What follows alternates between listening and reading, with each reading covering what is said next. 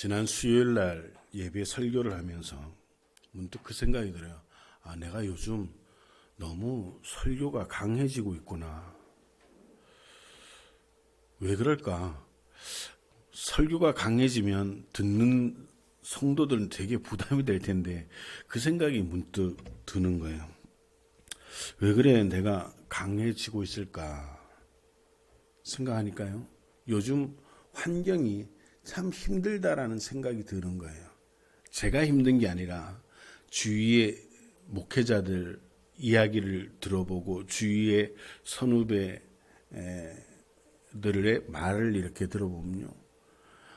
믿음의 유무를 떠나서 힘들지 않다고 하는 사람들이 거의 없어요. 여러분들은 거기에 동의가 안 되는가 봐. 그래도 살만하신가 봐. 그죠? 근데 요즘 제가 만나는 사람들의 한 8, 90%는 다 힘들다고 하시는 거예요. 그게 왜 힘들까라고 하는 생각 가운데, 정말 우리 믿음의 사람이 온전히 서지 않으면 안 되겠구나.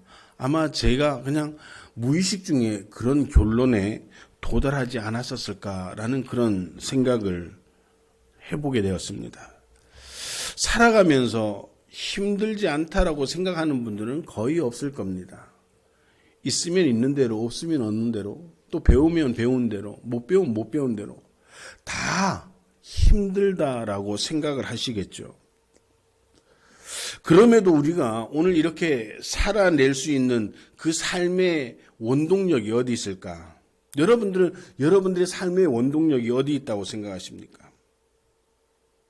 물론 우리는 믿음이 뒷받침되지만 그것을 제해놓고 모든 사람들이 공통적으로 삶의 원동력이 될 수 있는 게 뭘까 생각을 해보니까 그 중에 하나가 오늘보다 내일이 분명 좋아질 것이다 라고 하는 기대가 있기 때문이죠. 요즘처럼 살기 힘들다고 하는 분들이 많은 시기가 흔치 않았던 것 같습니다. 만나는 분들마다 다 힘들다고 말하고 실제적으로 매스컴이나 인터넷의 정보들을 분석해 보면 정말 힘든 시대를 우리가 지금 살아내고 있구나라고 하는 것을 실감하게 됩니다. 그리고 더욱 우리가 이 힘든 시대에 더욱 힘들어지는 게 뭐냐면요. 내일이 좋아질 것이다 라고 하는 소망조차 기대하지 못하는 시대가 아닌가라는 그런 생각을 해보는 거예요. 예전에는 내가 노력하면 그래도 먹고 살만했고 내가 노력하면 내 집도 한 칸 마련할 수 있고 다 그렇게 생각을 했었는데 이제는 그게 힘들어졌다는 것이죠. 오늘보다 내일이 좋아질 것이라고 하는 소망만 있어도 그런 확신만 있어도 사실 오늘 힘든 것은 참아낼 수가 있을 텐데 그 소망조차 꿈꿀 수 없는 사회 가운데 살면서 많은 분들이 너무너무 힘들다 라고 그렇게 말씀하고 있습니다. 소위 말하는 개천에서 용나는 시대가 지나갔다고 생각하는 분들이 많다는 것이죠. 그런데 정말 그럴까라고 하는 생각을 가지고 주위를 둘러보면 예전에 같지는 않아도 예전만큼 많지는 않아도 개천에서 용나는 경우를 그래도 볼 수가 있습니다. 교회도 마찬가지고 성도들도 마찬가지입니다. 제가 지난주에 말씀을 전하면서 지나온 10년 동안 기독교의 인구가 200만이나 줄었다. 더 큰 문제는 뭐냐? 앞으로 10년 동안 200만 이상이 줄어가게 될 것이다. 제가 그 통계를 말씀을 드렸었죠. 교회들마다 다 힘들다고 합니다. 성도들은 믿음을 가지고 살아가는 것이 부담되는 또 그렇게 힘들다라고 하는 그런 시대가 생겨났습니다. 통계상으로 보면 성도의 수가 줄었기 때문에 힘든 게 당연하고요. 교회의 수는 날이 갈수록 줄어가고 있고요. 이 당연한 사실이 앞으로 10년 동안 아니 10년 이상 계속 되어질 것이라고 예측을 하니까 성도들과 교회가 힘들어지는 건 당연하다는 것이죠. 그런데 200만이라는 성도의 수가 줄어든 것은 사실이지만 그런데 그 가운데서도 성장하는 교회와 성도는 예전에 비해 줄어들긴 했지만 여전히 존재한다는 것이죠. 다 힘들다고 하는 이 시대도 여전히 용은 출현하고 있고요. 신앙생활이 힘든 이 시대에도 성장과 부흥을 경험하는 교회와 성도들이 존재한다는 겁니다.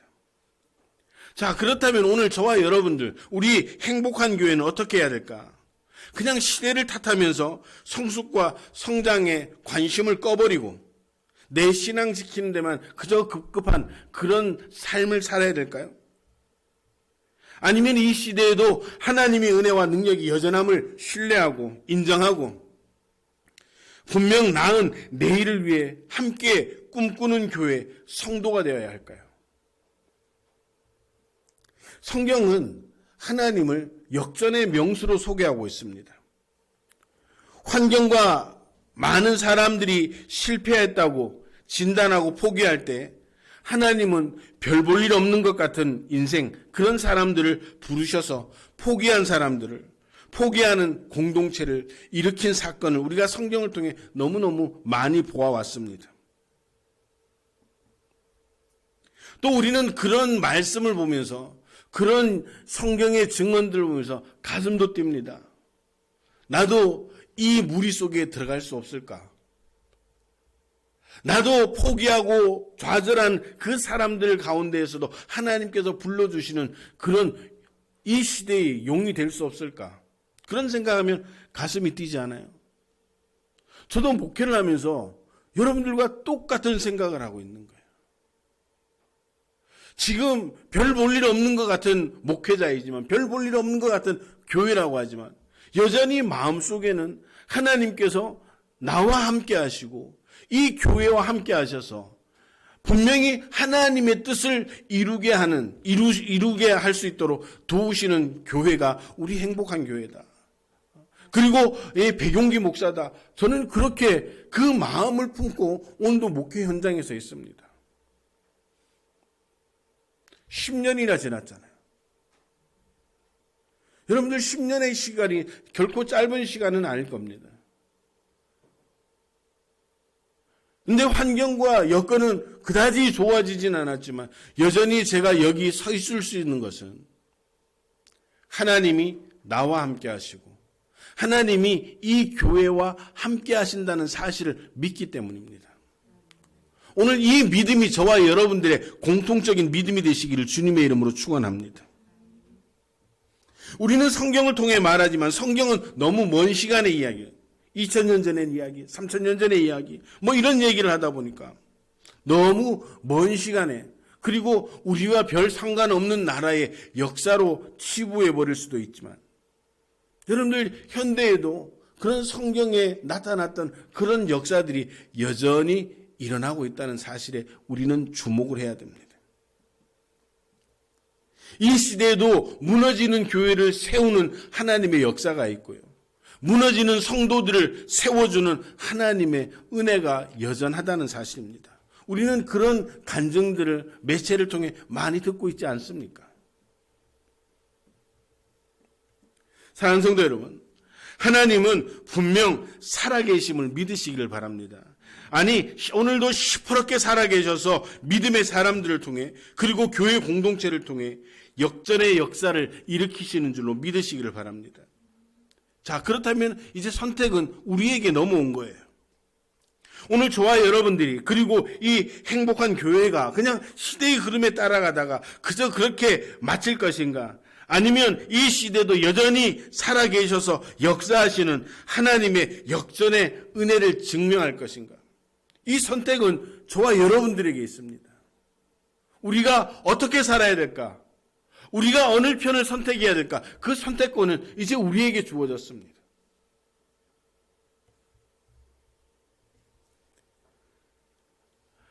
우리가 어느 쪽을 선택하든지 하나님의 역사는 반드시 일어나고, 우리가 아니더라도 또 다른 지체들을 통해서, 다른 교회를 통해서 하나님의 역사는 이루어 가십니다. 그렇다면 오늘 저와 여러분들의 선택은 분명해지는 거예요.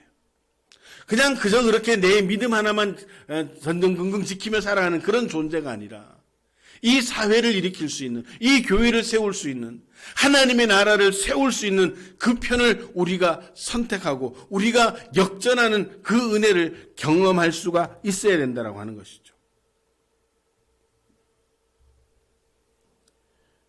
그런데 그러고는 싶은데 어떻게 역전을 어떻게 해야 되나요? 그런 분들도 계시지 않겠습니까? 오늘도 목사님 그건 저도 그러고 싶지요. 근데 제가 알 수가 있어야지. 할 수가 있어야지. 그런 마음을 저는 우리 교회 성도들이 가졌으리라고 생각합니다. 아멘들 하나도 안 하시네. 예. 뭐 상관없어요?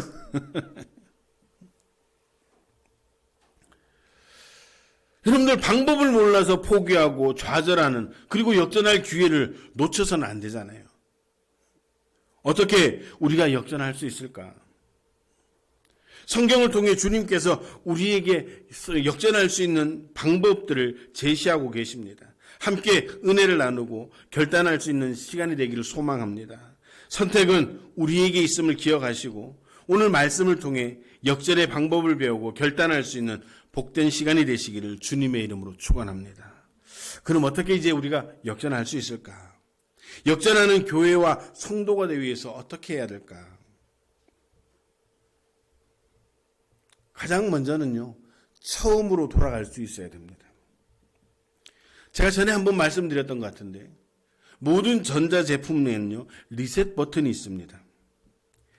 기계가 잘 작동이 안 되고 오류가 나면 그 스위치를 누르면 처음 샀을 때의 상태로 돌아갑니다. 여러분들 휴대폰 쓰셔서 아시겠지만 휴대폰 1년, 2년 쓰시다 보면 가끔씩 먹통이 되기도 하고 뭐 그렇게 되죠. 어떻게 해요? 공장 초기화를 하는 거예요. 공장 초기화를 하면 그 기계를 처음 샀을 때처럼 돌아가는 거예요. 컴퓨터도 마찬가지죠. 요즘 대기업에서 나오는 것들은 시작할 때 스위치 하나 누르면 리셋됩니다. 그러면 처음 구입할 때 상태로 돌아가는 거예요. 그럼요, 컴퓨터가 작동이 잘 돼요. 그런데 컴퓨터가 갑자기 고장이 나서 리셋을 해야 될 경우 아픔이 하나 있어요. 작동이 안 되면 리셋 버튼을 누르면 안에 있던 자료가 다 날아가는 거죠. 휴대폰도 목동이 돼서 고쳐지지 않으면 리셋 버튼을 딱 누르는 순간 그 안에 있던 자료들이 다 날아가요. 그런 아픔들은 있을 겁니다. 신앙도 마찬가지입니다. 요한계시록 2장 1절에서 5절에 보면 에베소 교회에 대한 말씀이 나옵니다. 에베소 교회는 행위와 수고와 인내가 있었던 교회, 칭찬을 받았습니다. 또한 악한 자들을 용납하지도 않았고 자칭 사도라고 하는 자들의 거짓을 드러내기도 했습니다. 그리고 그 에베소 교회는 주님을 위해 게으르지 않았다라고 칭찬까지 받은 교회였습니다. 그런데 4절에서 5절을 보면 그러나 너를 책망할 것이 있나니 너의 처음 사랑을 버렸느니라. 그러므로 어디서 떨어진 것을 생각하고 회개하여 처음 행위를 가지라고 그렇게 권면하고 있습니다. 이 말씀은 예수님의 구속의 사랑을 처음 깨닫고 감격해서 예수님을 사랑하고 순수하게 다른 사람을 사랑한 그런 사랑이 있었습니다. 그런데 이 사랑을 버렸다고 주님이 책망하고 계신 겁니다. 에베소 교회는요, 악한 자들을 용납하지 않았고요, 거짓을 밝혀내고 교회에서 쫓아냈습니다. 이단을 미워했습니다.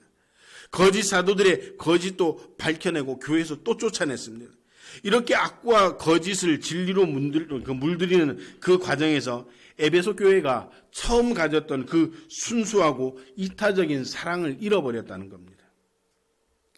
다른 사람들을 사랑과 은혜로 대하기보다는 말씀과 교리로 판단을 먼저 하게 된 겁니다.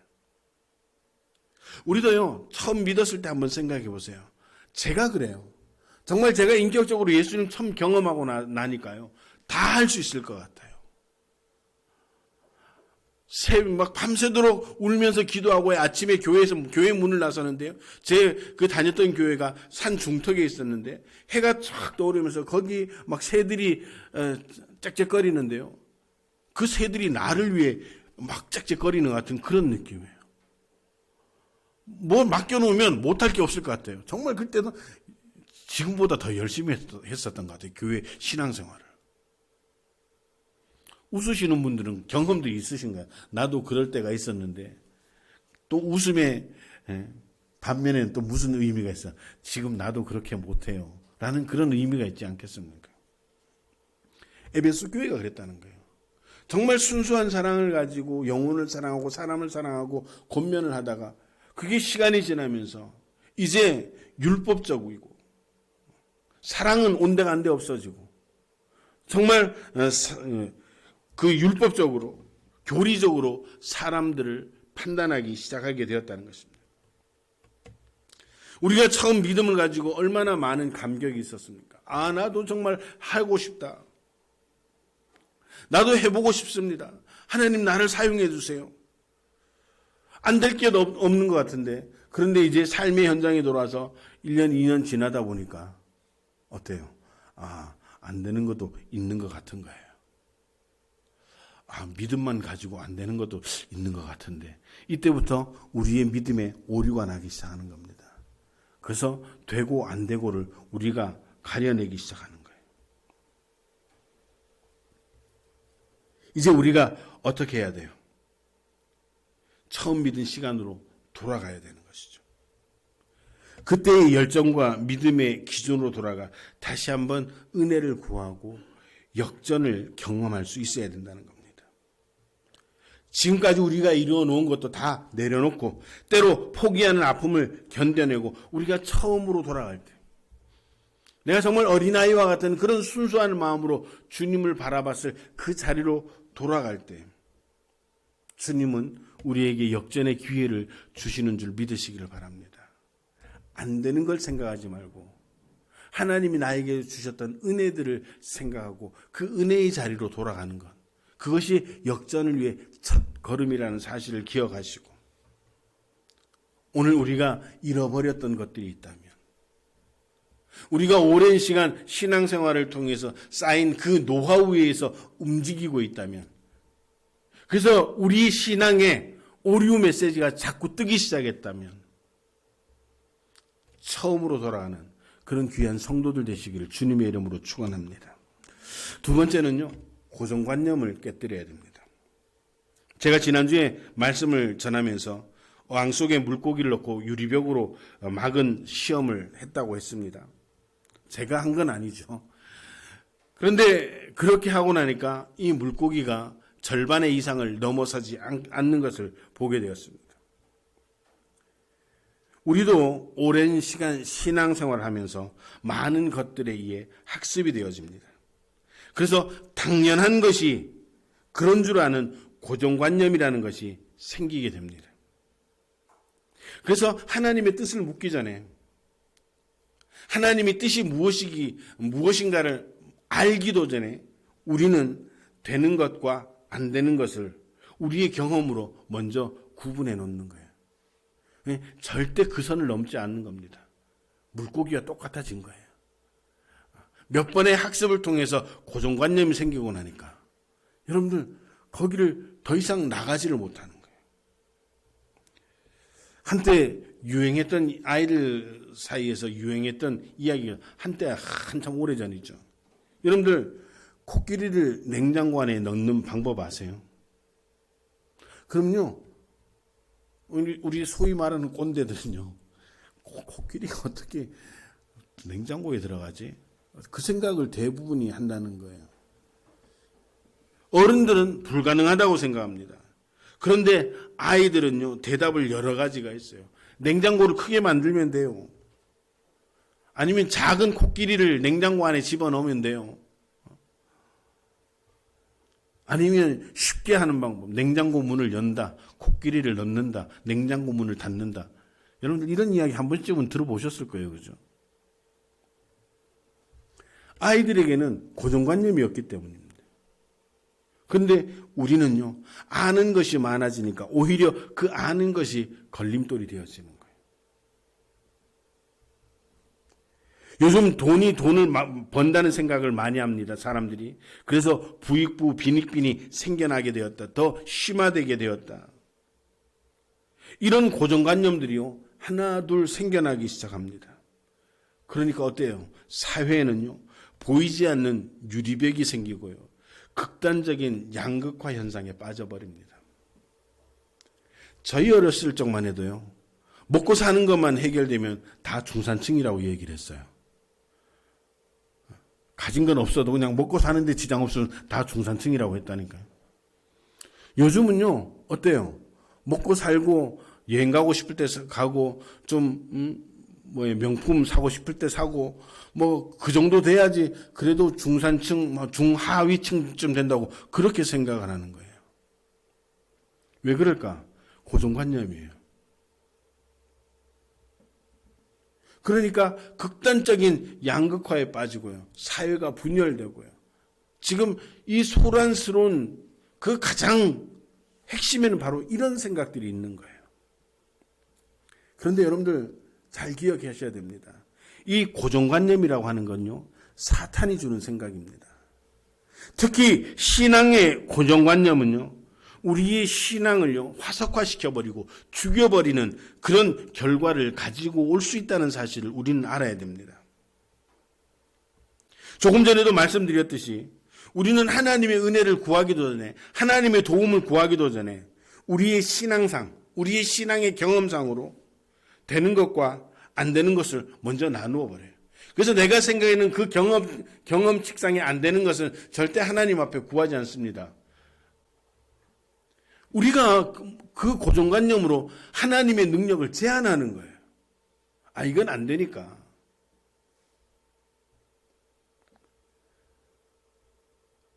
이 고정관념은 바로 사탄이 주는 거예요. 여러분들 지난 10년간 200만 명의 성도가 감소했고 앞으로 10년 동안도 그 이상의 성도와 교회 수가 사라지게 될 것이라고는 통계를 보면서 그럴 수 있다라고 생각하지만 통계는 통계일 뿐이고 그 통계에는 하나님을 완전히 제하여버린 숫자만 남아있다는 겁니다. 이해하십니까? 여러분들 그 통계 가운데 하나님의 은혜가 부어지고요. 하나님의 능력이 부어지면 그 통계는 아무런 쓸모짝 없는 숫자 쪼가리에 불과하다는 사실이에요. 이 말은 뭐예요? 우리가 좀 더 기도해야 된다는 것이죠. 우리가 좀 더 은혜를 구해야 된다는 것이죠. 우리가 좀 더 하나님의 능력을 구해야 된다는 거예요. 우리 힘으로는 할 수 없습니다. 그 줄어드는 사람들의 사고를 우리가 어떻게 바꾸겠어요? 요즘 소위 말하는 MZ세대들 신앙생활이 그렇다고 합니다.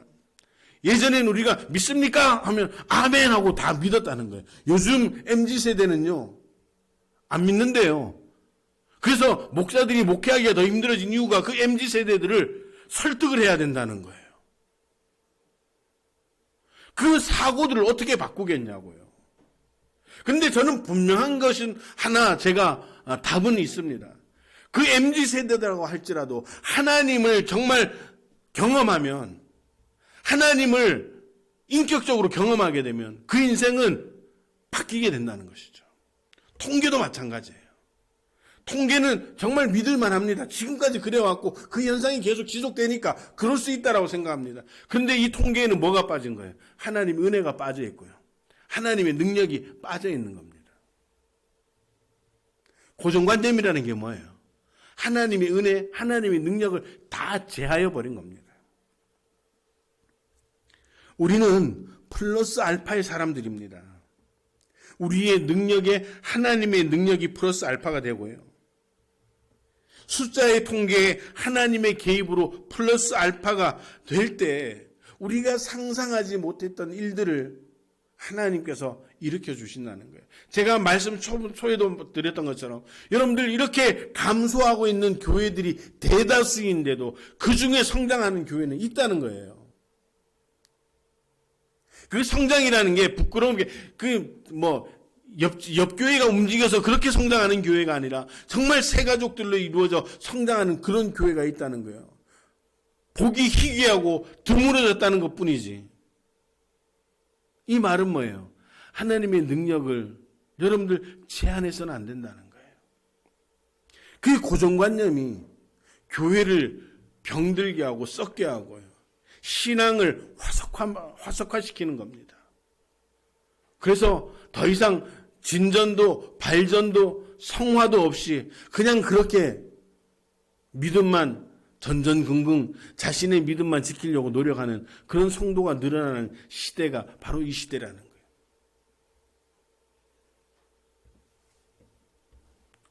우리 교회도 하나님의 은혜를 구하고 하나님의 능력을 구하면 세상 사람들이 알지 못했던, 다른 교회들이 알지 못하는 그런 하나님의 놀라운 은혜와 역사가 나타나게 되는 줄로 믿으시길 바랍니다. 거기에 우리가 하나가 되어야 되는 거예요. 하나님이 적극적으로 우리 삶에 개입하고 우리 가정에 개입하고 이 교회 공동체에 개입할 수 있도록 우리가 가능성을 열어놔야죠.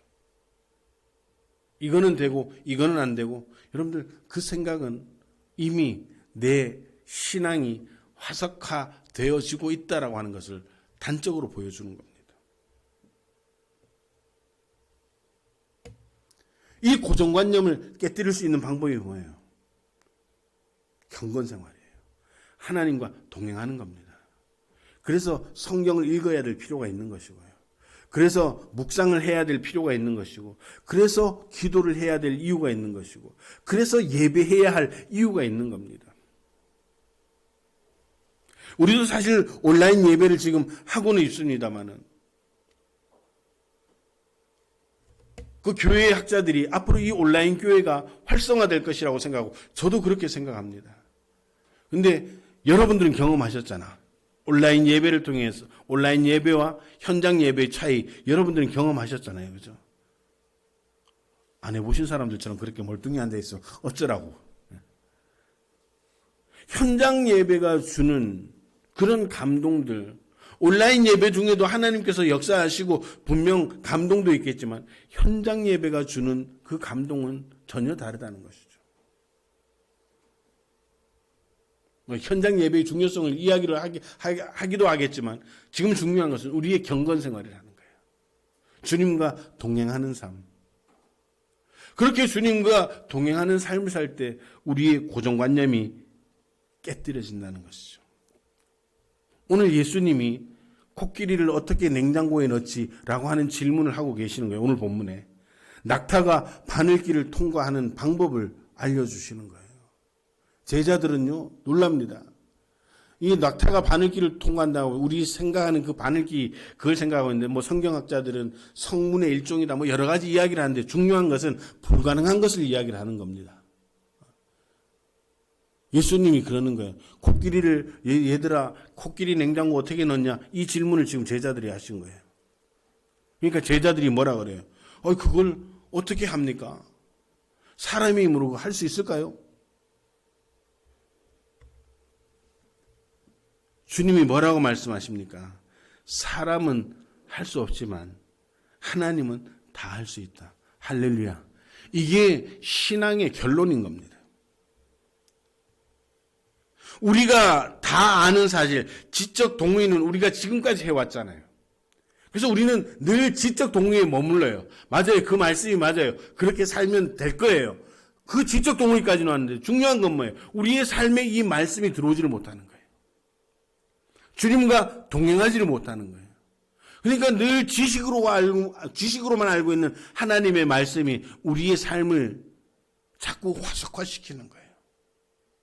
그건 내 얘기가 아니라 아브라함의 얘기고, 그 얘기는 내 얘기가 아니라 모세의 이야기고, 그 이야기는 우리 민족의 이야기가 아니라 이스라엘 민족의 이야기로 그렇게 화석화되어 가고 있는 겁니다.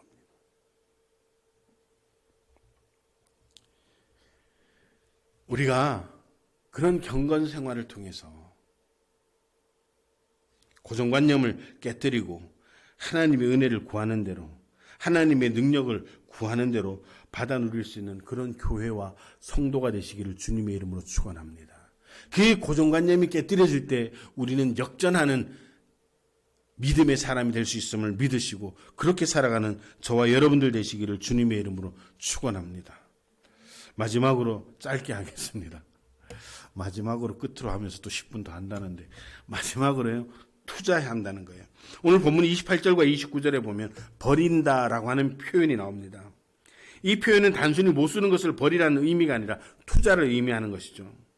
이런 의미로 말씀을 보면 28절에 베드로는 주님을 따르는데 우리의 모든 것을 투자했습니다 라고 하는 의미로 우리가 받아들이고 또 그렇게 읽혀집니다. 29절에 예수님은 복음을 위해 투자하는 자들은 현세와 내세에서 합당한 상급을 받게 될 것이라고 분명하게 약속하고 계십니다. 얼마나 받느냐 이게 중요한 것이 아니라 투자하는 자에게 하나님은 반드시 채워주신다는 것이죠. 우리가 말씀을 듣던 그 달란트의 비유도 뭡니까? 투자하는 겁니다. 5달란트를 가지고 와서 투자를 하고요. 두 달란트를 가지고 와서 투자를 했습니다. 1달란트는 왜 책망받았어요? 투자하지 못했기 때문이에요.